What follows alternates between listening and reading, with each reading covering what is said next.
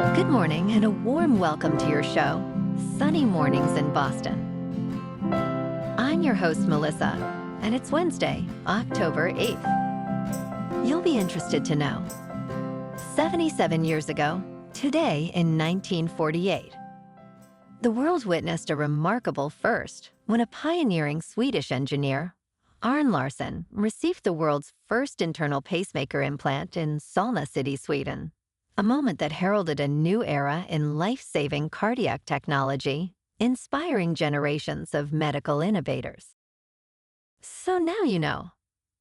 And now, it's time for the weather report. This morning, rain showers are likely, and it feels like 67 degrees, with 10-mile-per-hour wind. The sunset will take place at 6:10, and it will rise again tomorrow at 6:50. It looks like we're in for some rain showers and patchy fog early today, then more showers and thunderstorms between mid-morning and late afternoon, with a high near 69 and a gentle west wind around 12 miles per hour.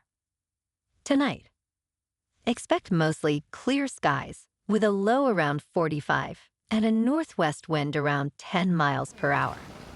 For all you beach runners out there, the first low tide Wednesday will be at 6:15 with a high tide at 12:30.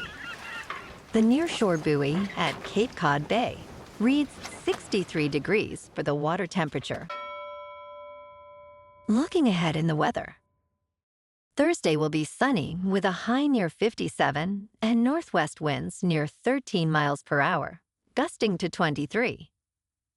Friday and Saturday turn milder and mostly sunny, with highs rising to near 62 Friday and around 67 Saturday, with light west to southwest breezes and lows in the low to mid-40s.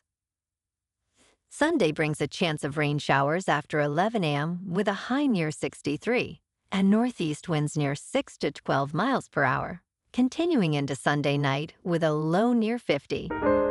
Bonjour, food enthusiasts.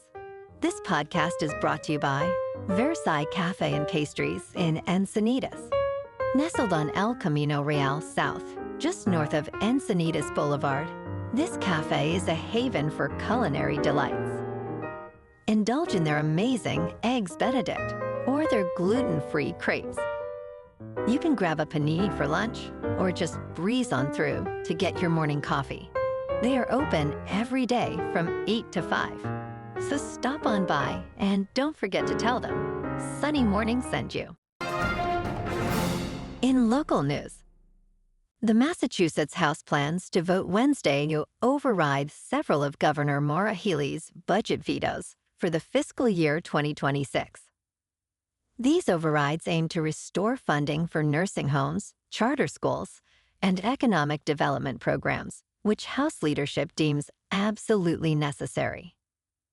Among the vetoes expected to be overridden are $25 million for nursing home rates, nearly $20 million in charter school reimbursements, and $2 million to support the state's manufacturing industry. House Ways and Means Chairman Aaron Mikowitz argued that the legislature had already accounted for potential revenue volatility during budget negotiations. Despite fiscal challenges, the House is prepared to increase spending in the state budget.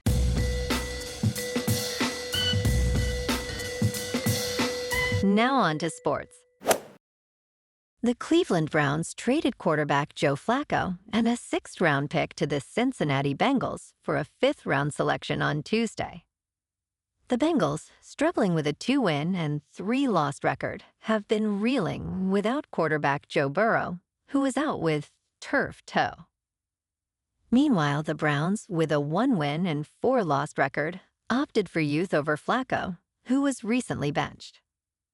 This trade improves the Browns' draft stock while giving the Bengals a veteran presence in Flacco, who is expected to help until Burrow returns in December.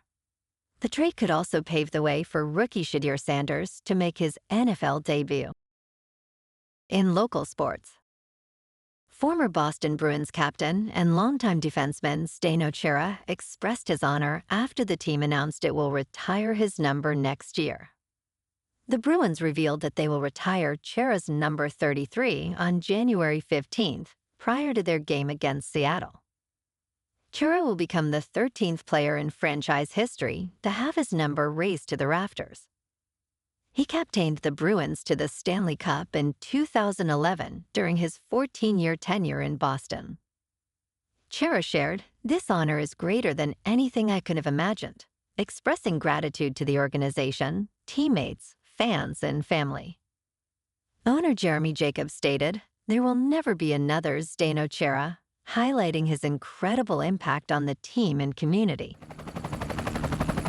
In top news, Kaiser Permanente workers plan a massive strike across California next week.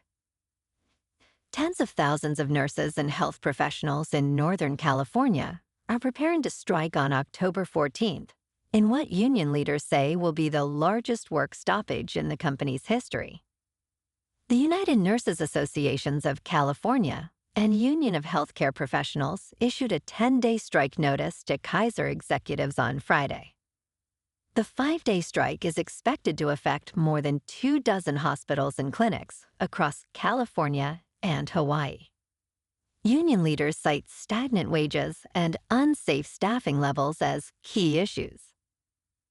Kaiser Permanente stated it has been negotiating in good faith and hopes to avoid a strike. In business news, Bitcoin, the world's largest cryptocurrency, could join gold and the United States dollar on central banks' balance sheets by 2030, according to strategists at Deutsche Bank. Central banks hold reserve assets to manage exchange rates and pay off external debt. So far, Bitcoin has been too volatile and illiquid to qualify, but Deutsche Bank's Marion Lebor and Camilla Ciazon argue that Bitcoin is now almost there.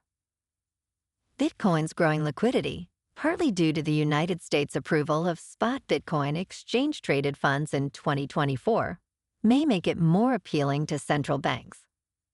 However, Bitcoin remains far from receiving approval from major central banks like the Federal Reserve and the European Central Bank. In crypto movement, Bitcoin is down 2% to just under $122,000. Ethereum is down 5% to just under $4,500. And XRP is down 4% to $2.86.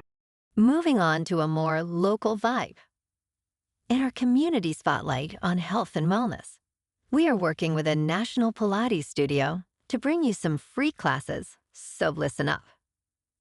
Check out Club Pilates, with several locations in the Boston area.